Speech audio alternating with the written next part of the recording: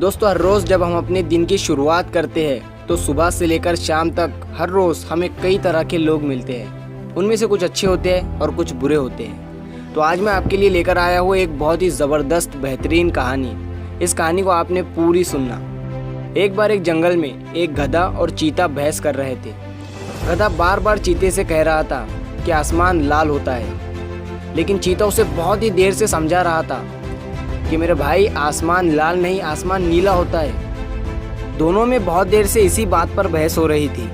गधा हर बार चीते से ये कह रहा था कि आसमान लाल है, लेकिन चीता उसे बहुत ही देर से समझा रहा था कि आसमान लाल नहीं, नीला होता है। लेकिन गधा समझने को राज़ी ही नहीं था। वो ये कह रहा था कि मैंने अगर लाल कह दिया तो लाल ही होता है।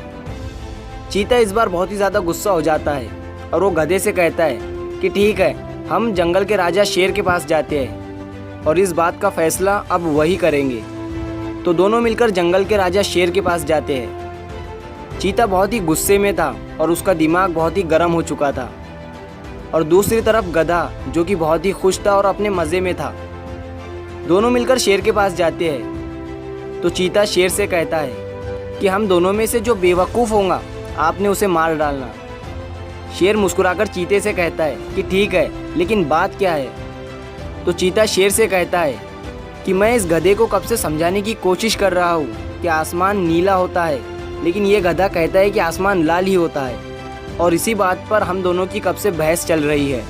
तो शेर चीते से कहता है कि ठीक है, मैं तुम्हें मार डालता हूँ। तो चीता ये बात सुनकर डर जाता है, और डरते डरते चीता शेर से कहता है कि क्यों, क्या हुआ? तो शेर चीते से कहता है कि बेवकूफ़ तुम हो जो एक गधे से बहस कर रहे थे।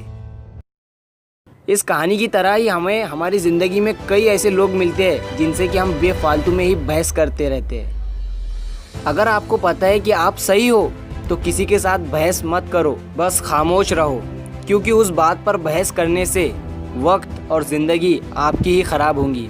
और जो गधे टाइप के लोग होते हैं ना, वो कल किसी और से बहस कर रहे थे, आज आपके साथ बहस कर रहे हैं और कल किसी और से बहस करेंगे।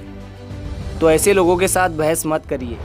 तो अगर ये कहानी आपको पसंद आई है और अच्छी लगी है और इस कहानी से आपको कुछ सीखने को मिला है तो हमारे चैनल को सब्सक्राइब ज़रूर करिए, क्योंकि मैं इस पर ऐसे ही मोटिवेशनल स्टोरीज़ लाते रहता हूँ।